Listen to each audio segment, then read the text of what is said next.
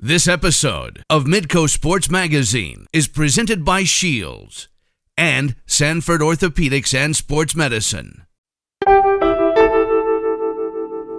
Hello, welcome again to Midco Sports Magazine. We have stories this month about people pushing forward.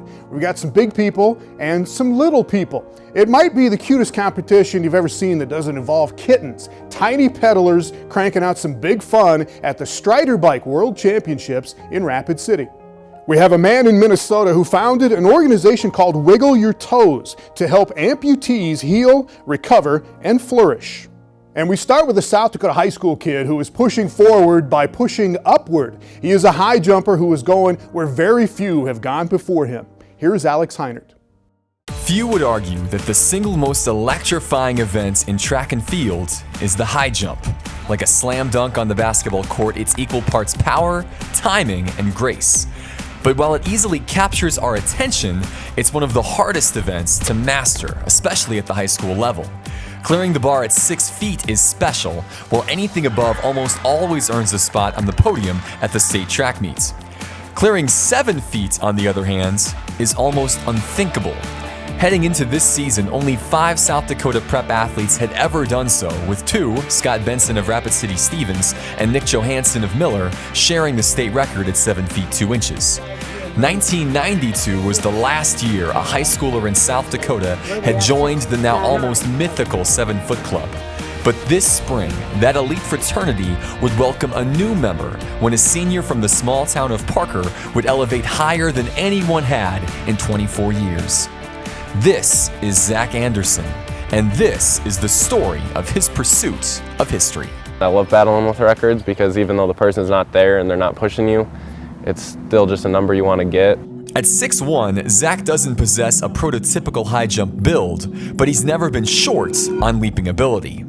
8th grade year when I was just starting off jumping, trying every event I could, found out about high jump and my coach was like, sure, you can go do that. And my form was probably not the best, but I just kept jumping. And from 8th grade to freshman year, I went up 8 inches or something. And then freshman to sophomore, I went up 8 inches. As a freshman, Zach jumped 5'10" to place 7th in Class B at the South Dakota High School State Track Meet. He clears 6'4" the following year to win his first state title as a sophomore. A broken right leg slowed down Zach as a junior, but the injury turned out to be a blessing in disguise. Being on my left leg so much actually made me get a lot stronger in it. For 6 weeks I was on a boot and then crutches, so just hopping around on my left leg. I don't know if it's true, but I feel like I definitely gained some power through it. Zach recovered in time to earn his 2nd straight high jump title that spring, but despite setting a new state meet record at 6'7.5", the best mark of any class that year, Zach wasn't satisfied. 6'7.5" was sweet, and all the people that came up and talked to me and congratulated me, it was awesome, and I had a smile the whole day. But when I got home, I was still like, why on earth did I not just get 6'10" today? Entering his senior season, Zach was determined to go higher. It only took 1 meet to make that happen. 6'6", there's 5 kids, and I was up first, so I was like, I'm making it, so I don't even have to worry about you guys making it. And then one other kid from Nebraska or something made that, so we were going to 6'8". I was up first, and I was like, not even gonna worry about it, made it. They said 6'10" was the record, so I thought, all right, we'll go 6'11", because I don't really like the halves and the quarters and stuff. But then Dave Gottlieb came over and he's like, oh no, we'll do 6'10 1/4", and I was like, you say what you want to say, oh well.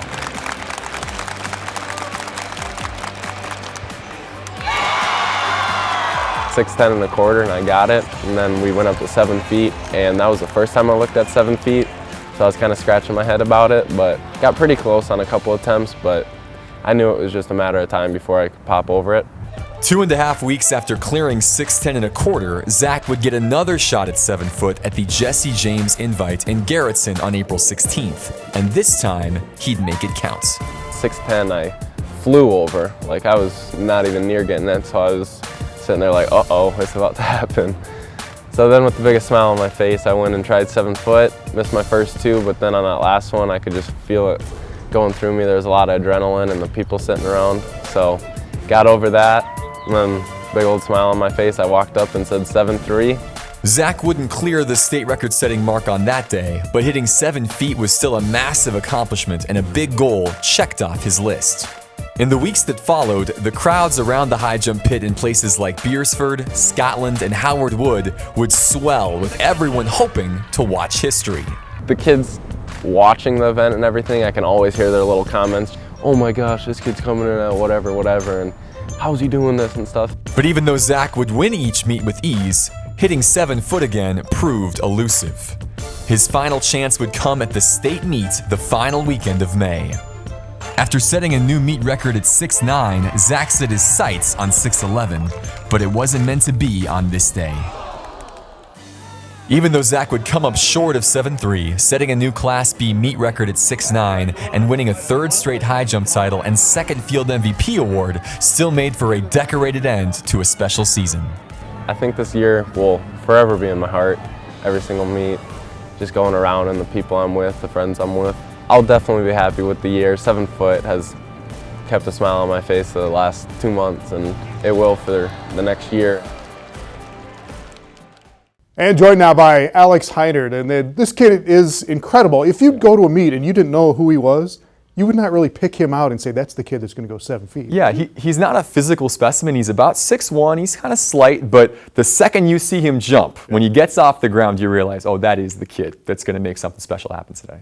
And he's going to go to college at the University of South Dakota, compete down there, and they think that they can really improve where he's even at from now, right? Yeah, I think so. I mean, that you typically see kids make that leap. Tyler Frank, a kid who won the Summit League Outdoor Championships this year, was a 6'6" high jumper in high school. He went 7 foot this last year. So, I mean, to go from 7 foot to 7'6" is a big leap, but they just see so much potential in him. And it's not out of the question. The kid's got a great attitude and is an incredible athlete. And he's got the Olympics on his mind. I think maybe down the road, if you make that leap, 7'4", 7'6" is going to get you there. All right. Alex Heinert.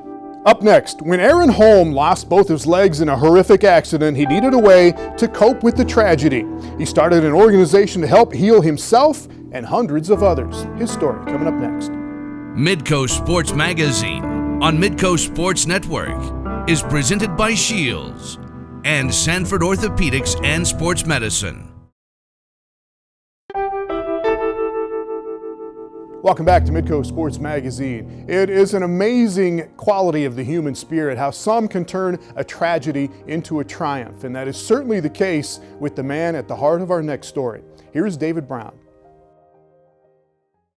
The human spirit is not something that can be seen. It's not something that can be measured, and it's not something that can be quantified. The human spirit is constructed as something that transcends any one person, that finds meaning in any possible way. I mean, we had been thrown an incredible curveball, and we all kind of rallied together. The spirit of Aaron Holm is rooted in the sports metaphors that come so easily as part of his vocabulary. And like the games we know and love, the heroes rise up and overcome all that's in their way.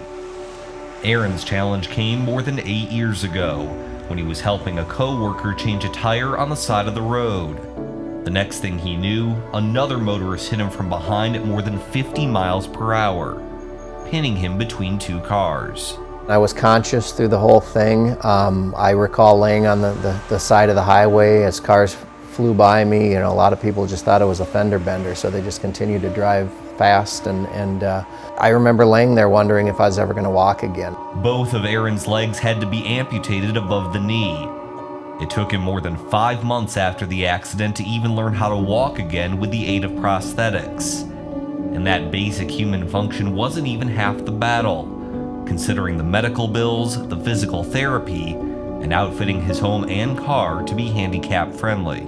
At one point it just hit me that you need to do something about this. There isn't a resource out there. You have a lot of information that others could really benefit from. Do something with it. I knew nothing about prosthetics prior to the accident, but shortly thereafter I knew it was going to become a very big part of my life, and I had to become pretty passionate about that. And that passion turned into the nonprofit organization known as Wiggle Your Toes, which has provided both financial and networking opportunities since 2008 for those who suffered the loss of a limb. Yeah, Wiggle Your Toes is kind of a crazy name for an organization assisting people that don't have toes, but it was based on a blog. I was blogging on a Caring Bridge site that I had and had set up, and talking to people about a surgery that I had the next day, and it was a pretty tough surgery, and I was a little nervous about it. And I said, you know, I was talking about being able to still feel those, have that sensation that I can still wiggle my toes even though they're not there. So I said, do me a favor, big surgery tomorrow, wiggle your toes for me. And it stuck. All irony aside, the name has become a rallying cry, not just for Aaron, but for the hundreds that have been helped by the organization. I look at it as something that individuals that can wiggle their toes shouldn't take that for granted as well. You know, something as simple as that, something you can do or an able-bodied person can do, we take for granted, we all took for granted. Athletes from around the country have used Wiggle Your Toes for support, including several injured during the 2013 Boston Marathon bombings. Individuals, including some people that were injured in the Boston bombings, their insurance coverage only provided 50% of coverage on a prosthetic leg, so we helped bridge the gap between what was covered and what the cost of that prosthetic leg was, so they can again focus on moving forward and didn't have that burden, that financial burden. Mark's first steps. So it was quite a life-changing event, and you have a lot of fears and questions that just kind of come flooding from all different directions, and you really have no idea, you know, what the next stage of your life is going to look like. Eden Prairie, Minnesota resident Mark Mann is a former college basketball player who used Wiggle Your Toes resources after a jet skiing accident forced doctors to amputate both of his legs as well. I would say that Wiggle Your Toes has impacted me the most by far, just by the support and the network of individuals, of amputees that I've met. You know, you have doctors and nurses come in and they say, well, you're young, you're fit, you know, you can probably expect to be at about 70% of what you used to be. And, you know, that was all well and good, but at the same time I would look down and I see them walking out of the room, you know, on two able-bodied legs. And so I'm like, so what do you really know about this? Since his accident 3 years ago, Mann has been able to thrive with his new prosthetics. He's still shooting hoops in his driveway, along with participating in several other sports, including snowboarding and wakeboarding. You know, I might be limited in different ways now, but my biggest limiting factor is going to be my mental approach or my mental attitude. Sports, honestly, it helped me recover at a much faster pace than even I thought. Sports, after my accident, it was my therapy. We have something that we follow, kind of a motto or tag that we follow at Wiggle Your Toes. It's heal, recover, and flourish. Time doesn't necessarily heal all wounds, but it has given both Aaron and Mark a renewed spirit and the chance to look back and appreciate what they have, considering they could have gone the opposite way and lamented what they lost. Although it was a really bad day, a lot of good came from it. And I know that sounds weird, and a lot of people don't believe me when I say it, but it's really opened up doors and opportunities for me that I never thought were going to be available. The amputee community is very unique because we all have something in common that most people don't, and so we all can bond and kind of relate to each other, you know, whether it was a traumatic accident or maybe it was an illness or maybe it was a birth defect, but everyone's got a story. It was started out just to help a few people and to be real and be able to take some donations and make it a tax deduction for those that were interested in supporting us, and it's really morphed. It's really become an incredible organization helping a lot of people. I say worldwide, you know, nationally for sure, and some people outside of the U.S. And joined now by David Brown, and another incredible story, David. And it's the organization, they want to have a national reach at some point, but it's not just for athletes, right? We see athletes in the story, but the recovery process is not just for athletes, right? Right, it's for all people who've either suffered an accident or have lost the use of a limb, but activity is sort of one of the main components of the organization. Aaron, the founder, he wants to get people to be more active despite this injury. He's taught some people how to ski using their prosthetics. He's even taught some people how to play sled hockey.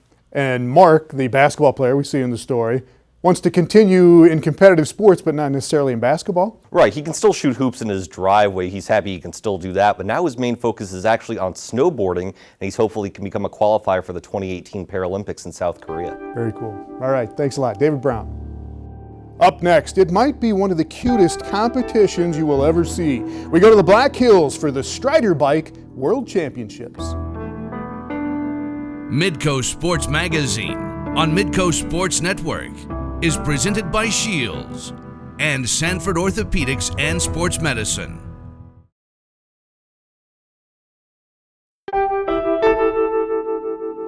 Welcome back to Midco Sports Magazine. A year ago, we brought you the story of the Strider Bike phenomenon. Little balance bikes for little tykes made by a company in Rapid City. And we take you back now to the Black Hills for a fierce but very friendly competition in the Strider Bike World Championships. Here is Carla Metz. Little hands on little handlebars, little feet pushing pedals. We're conditioned to upgrade children's tricycles to bicycles with training wheels until they're ready for those wheels to come off.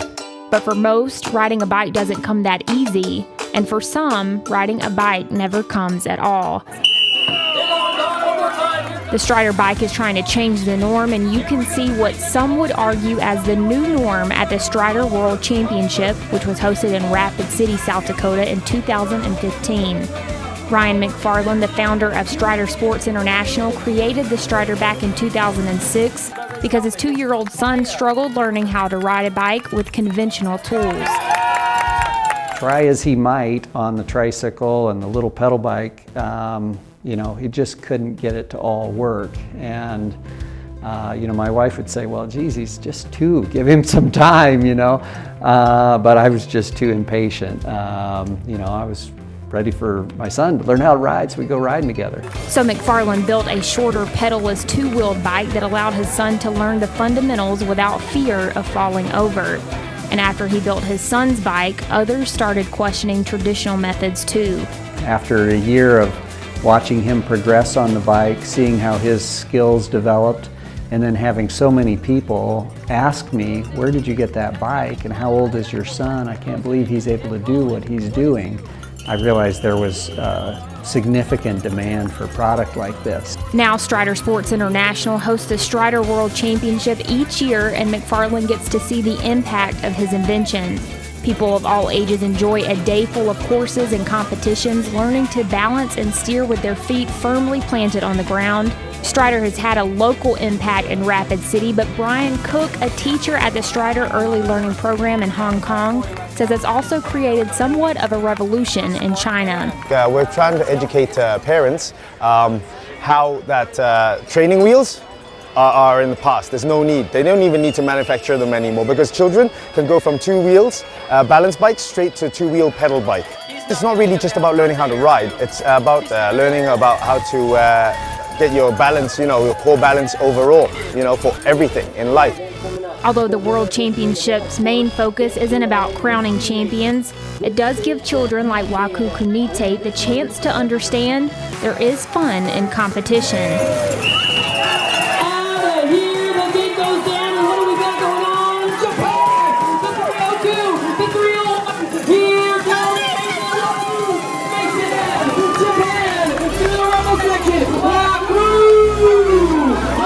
Although tiny in stature, Kunute is a fury of speed. Her quick moves got her second place in 2014 as a 2-year-old, and she came back for the first place spot in the 3-year-old division in 2015. 3 years old all the way from Japan! The Strider bike is a game changer for those wanting to see the world on 2 wheels. And for Jackson Spencer, it seemed to be the perfect gift for his daughter, Lyra. I wanted to get something great for my daughter's first birthday, and my brother had recommended a balance bike. He had promised me if she started as early as 1, she would be pedaling by the age of 3. So I felt really excited about that, so I wanted to try it out. Birthdays are always a celebration, but Lyra's first birthday was a particularly special moment for her family. She was diagnosed with a brain tumor, and she's had 4 or 5 surgeries since. And for her first birthday, we really wanted to do something great and expose her to the beauty of the world. And what better than something that she could do outdoors, and riding bikes is right up there. And as fate would have it, after Lyra's dad committed to the purchase after having the Strider in his online shopping cart for a week, another surprise awaited Lyra and her parents. About 2 days after the order, Ryan, the CEO of Strider Bikes, called me and he said he was very excited to inform me that I had purchased the 1 millionth bike. Lyra's family received a golden ticket that sent them on a trip to Rapid City, South Dakota, where she got to watch the World Championship races. They met other cultures a part of the Strider community and even paid Mount Rushmore a visit. Lyra recently turned 2 and is continuing to experience the world on her Strider just as her dad had hoped she would. The Strider World Championship is an unforgettable experience for all who attend, and it's a reminder for hands and feet of all walks of life that it's never too early or too late to enjoy life and take learning by the handlebars. Very cute story. Here's Carla Metz. And Strider International, the company's still based in Rapid City. The World Championships will move to San Francisco in 2016, but there are other competitions around our area here in the Dakotas and Nebraska and South in Minnesota. Other competitions coming up, right? Yeah, if you're in the Midwest and you're interested in attending a race, there's going to be the Strider Cup in Lincoln, Nebraska, and if you want to visit other events, you can visit their website at striderbike.com. And they've evolved. It's not just the little shavers on these Strider bikes anymore. There are other people that have taken advantage of what Strider has been able to do, right? Right, yeah. Strider wants to make you rethink the definition of riding. You know, typically the video shows 2 to 5 year olds, but they have bikes for special needs. They've even been found in retirement homes to help with mobility and keep people active that maybe don't feel comfortable riding their regular bikes anymore. All right, thanks a lot. Carla Metz. Our thanks to everybody with Strider Bike International in Rapid City, to Aaron Holm and everybody with Wiggle Your Toes, and to Zach Anderson. Thanks for watching. You can find all of the archives for Midco Sports Magazine on YouTube. This has been Midco Sports Magazine, presented by Shields and Sanford Orthopedics and Sports Medicine.